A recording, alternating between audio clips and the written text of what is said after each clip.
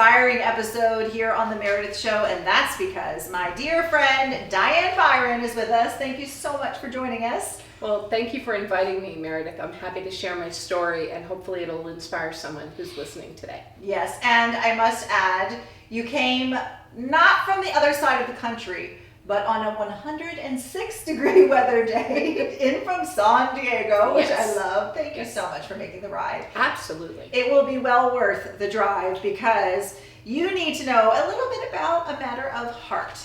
And I think that at the end of the day, we all have an unbelievable beginning if we just open up and share our stories. Right. So please tell me about yours, which began when you were a baby. Yeah, when I was born, I was a dusky baby, which was a little bit blue, but they didn't think anything of it in 1968. And then when I was 19 days old, my mom said to my dad, if she's still this color when the sun comes up, we got to bring her to the pediatrician. She raised the shade in the morning and was like, she's the color of the wall, we need to go now. Wow. They brought me to the pediatrician, and he said, you need to get to Children's Hospital. Back in 1968, they didn't do ambulances like they do now. But thankfully, my dad's a retired state trooper, and he was actually active state trooper at the time, so Boy. I'm sure he broke a few speed laws on the way. Oh my gosh. And he dropped me off in the emergency room at Children's Hospital in Boston. And by the time he parked the car and got in, I was already in the cardiac ICU being prepped for a procedure. Oh my goodness. I was born with a heart defect that the major vessels are on the wrong ventricles. It's not very common, and what was keeping me alive was a hole between the top two chambers of my heart, and it was closing, and it was closing fast. So they had to go in and kind of blow out that hole so there's mixing. And they told my mom, don't do any research. Don't read any books about it, because we've been so busy doing procedures and learning about it, we haven't had time to write anything. She, a nurse, ran across to the Harvard Coop that was across the street, Wow. told my dad to watch out because they couldn't afford to buy the book. So she was reading while he was watching for the people who own the store. Oh my goodness. And she said to my dad, she's not going to make it. Mm. And Wow. he was like, So scary. well, we got to do, she's here, best place she could be in the world. And I spent 2.5 years in and out of the hospital for probably about 2 years of that time. And then when I was 2.5 years old, they brought me out to Buffalo, New York. And this is one of the most extraordinary things. I had a surgeon who did a surgery that he repaired my heart, but he wasn't originally a cardiac surgeon. He said yes to something that didn't make sense. He was an orthopedic surgeon and was asked to take over the cardiac surgery division. Wow. And he did it. And then he invented a procedure that accelerated the surgical part of the mustard procedure, which is what repaired my heart. And they told my mom and dad, prepare for her to be in the hospital for 3 months. She'll be in ICU for 5 weeks. And I was 2.5 years old. It was the end of November. And apparently my little brain said, you're getting home for Christmas. Because I was in the ICU for 5 days, and I was in the hospital for 3 weeks, and I was home in time for Christmas with the Wow. rest of my family. What a miracle. So it was a miracle. It was amazing. And from then on, I didn't seem to have any problems until I was about 7. My mom brought me to the doctor, and he said, how long has she been having this problem? My mother said, what problem? He said, she has no blood pressure in her legs. Oh my goodness. And there's a lot in her arms. And I had had a constriction in my aorta, which they knew about, but it wasn't causing a problem. So I had a second surgery when I was 7 at Boston Children's in Boston. And the part I love most about that, my dad was so committed to the surgeon that did my surgery. He gave him his retirement plaque from the state police. And when he was in the surgeon's office in Boston, he said, can I use your phone? And he picked up the phone and he called the doctor in New York. And he said, this guy says he needs to do surgery on Diane. Is he gonna mess anything up that you did? Oh. And I'm like, you said that in front of the doctor? And he did it, and he was like, no, Dr. Subramanian said she'll be fine. Wow. And I've been fine ever since. I have no restrictions on my health. The only thing that they said was I would have a high-risk pregnancy if I chose to get pregnant, and I chose to adopt, and I have a beautiful daughter. So I'm not missing any part of my life. And it's a miracle because my survival rate without surgery in 1968 when I was born was 0. 0. Without surgery, I would die. Unbelievable Yeah. series of amazing events. And if you aren't like ready for intense inspiration, I'm going to tell you one more thing that Diane has done. She has been to the Grand Canyon, and let's tell people what you did there. Okay, so I hiked the Grand Canyon in 2019 from the north side all the way down and across the bottom and up the south side to the south rim in one day in 16 hours with a group of incredible giving people. It's called Project Athena, and they give back to women with medical setbacks. And I had been given that gift in 2016, and I was giving back. So I got to be there along with some really incredible women who had been through even more than I've gone through in my life. And it was an extraordinary experience. And I got to do it with my best friends. We all three did it together. So Wow. it's been a beautiful thing to remember because it's really hard. It was one of the hardest things I did mentally, physically, emotionally. So Christina, Andrea, and I, we call ourselves the sisters. Whenever we're facing a tough moment, we're like, I'm in the canyon. And we automatically know, how do I help you? How do I support you? That's like our code for a really tough day. Or we're in a really tough moment in our lives or business. So, Well, there are so many people out there who need to hear stories like that, because at the end of the day, we all have a canyon that we're in, that we're trying to climb out of. And let's face it, the last couple of years have been such a roller coaster for so many people right now. And I love that through all the things you've done, you've been a nurse. Let's talk about that for a moment. yeah, I've been a nurse. I worked as a nurse for 25 years. I've been retired for 7. And the most meaningful part was I got to go back to Children's Hospital, where I had my second surgery, and work on the unit where I was taken care of, Oh and my work goodness. with some of the doctors who took care of me. The surgeon who did my second surgery was still operating when I went back and worked as a nurse. So it was an honor to be with him and see him in his greatness, because he was an extraordinary surgeon who also went to Guatemala, where he came from, and gave thousands of free surgeries. So Unreal. And if you're watching at home, I think I see a theme. Diane Shine is showing up in a big way to give back over and over, which is why you started Unstoppable Heart Coaching. yes, Tell us about exactly. that. So I started Unstoppable Heart Coaching for a couple of reasons. One, I really felt like I got to give in a different way than I had before. And I went through another series of challenges between 2016 and 2017. I was diagnosed with stage 3 thyroid cancer in 2016 and had a total thyroidectomy. I knew something was wrong when the doctor did an exam on my daughter's birthday. And about 2 months later, I was diagnosed.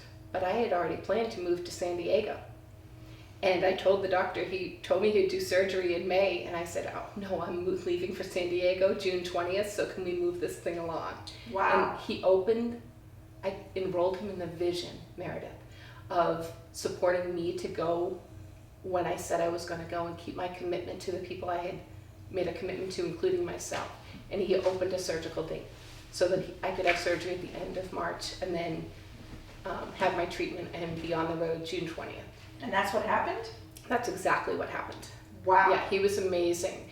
And unfortunately, I had another bout of it in 2017. And this one was far more serious. It was when I met my doctor, my thyroid doctor here in San Diego, the first thing he said to me was, the cancer's back and there's a lot of it. And it had extended over the left part of my neck. And I dug in. And my sister wanted me to go back to Boston to have surgery with the first surgeon. And I said, no, there's a reason I'm here. And I dug into every kind of healing modality I could think of. I did a lot of prayer, white light healing, meditation, things like that. And I asked for support. The first time I had cancer, I didn't. I made it my job to make everybody okay with the fact that I had cancer. But the second time, I asked for support. And my daughter started high school from my best friend's home because I had a complication that kept me on bed rest for 7 days after surgery. But the beautiful thing about it is when I went for my follow-up, the doctor said there was one lymph node that had cancer. Nothing else had cancer. Wow. I had created a healing environment in my body And I believe by asking for support, I created an environment that cancer is no longer welcome in my body, and I've been in remission for 4 years. Unbelievable. Yeah. Talk Yeah. about a warm fuzzy. And so I say, I mean, there are so many reasons to drop into your heart right now, but I think your commitment now to serve others is huge. And it's really your life's mission now to be a coach. Right, to be a coach and a speaker and an author. I'm actually writing my book, Unstoppable Heart. So my question is, you are super inspirational, but what made you name your company Unstoppable Heart Coaching? Well, it came sort of as inspiration from my parents because they never let my heart defect stop me. In fact, I was in nursing school before I realized how serious things were. Of course, I knew I had incisions. I knew there was something wrong with my heart because I went to the doctor every year. But I read about it in nursing school, and I came home and I said to my mom, "Did you know I could have died as a child?" And she said, "I think we should have a talk." And then she told me the story that I just told you. Wow. And I was like, "Oh, okay. I guess you did know. Awesome. Guess you knew." And the beautiful thing about it is I was always taught that nothing would stop me. Don't let anything get in your way. I enrolled and became an officer in the United States Navy. That shouldn't have happened to someone with a heart defect like mine. I worked as a cook at a dude ranch. Wait, stop. Thank you for your service. I cannot hear that and not say that. Sorry. Thank you. You worked as a cook at a dude ranch? I worked as a That's cook at a fun dude fact. ranch. I didn't know. I worked as a cook at a dude ranch, and we were at 10,000 foot elevation. Wow. People with heart problems shouldn't be able to operate that way. I didn't even think of it. So I've never let this get in the way, and I never let cancer get in the way because my mom taught me that. My mom had a lot of health issues in her last years. She lived by herself and was blind for 5 of the last years of her life. Unbelievable. And she did it on her own. So I'm like, if she can be unstoppable, so can I. So I'm on a mission. My mission is particularly with women, midlife women, because I was 47 when I retired from nursing. And what I chose was, don't let circumstances get in the way of your vision. Well, I mean, if you think about it in life, we get into our head a lot about what the optimal circumstances are. But there is no perfect time. There is no perfect way or place for when you go after your dream. You have to commit, and that is unstoppable, the commitment. Right, exactly. And at the end of the day, not only are you coaching people, so if people want to contact Diane, we're going to put all of her information up on the screen. And in addition to that, you are a magnificent speaker. Thank you. What is your favorite subject? I talk about how to go from stuck to unstoppable. I have 5 simple steps that will take you from stuck to unstoppable. And I will tell you, number 1 is gratitude, and it came from my mom. My mom is a thread through this entire thing because not only did she give me life, she saved my life. So it's an honor to bring her values into this because she felt gratitude every day, no matter what she was facing. And so that's what I wake up and I think, I'm here. You are a legacy. I'm a legacy. I have extraordinary health. In fact, I was telling you, I just had a stress test this morning that I aced. Wow. And I'm doing these things because when you put yourself first, everything else in your life lines up for you. And I had to learn that lesson the second time I had cancer. And that's really the thing that makes you the most unstoppable, is putting yourself first. It sounds selfish, but it's really not. Because if you're running around taking care of everybody else and not pouring back into yourself, you're not actually giving the people in your life your true, authentic self. So when you take care of yourself first, you have the energy and the commitment and the integrity to do that. Well, I know from multiple burnouts that you are speaking an important truth, and you can't shine without your health. 100%. And as people who are fans and watching the show, our friend Carlene Falco also says, without your health, you can't have your wealth. 100%. I truly believe that my health and me regaining my health, because I dropped some of it. I didn't even follow my own rules for a time, and I saw the consequences to that. Not terrible, but because I caught it in time. But it was like, wow, it really does matter. When I put my health first, everything else plays out perfectly. And that's the one lesson I wish my mom learned, because all her challenges were health challenges.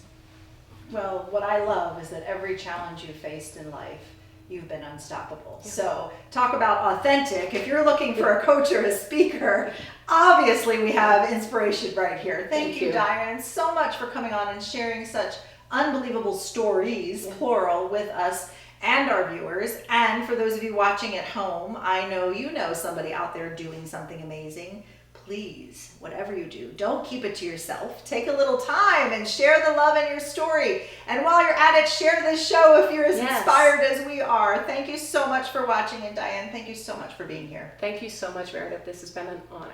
Well, thank you.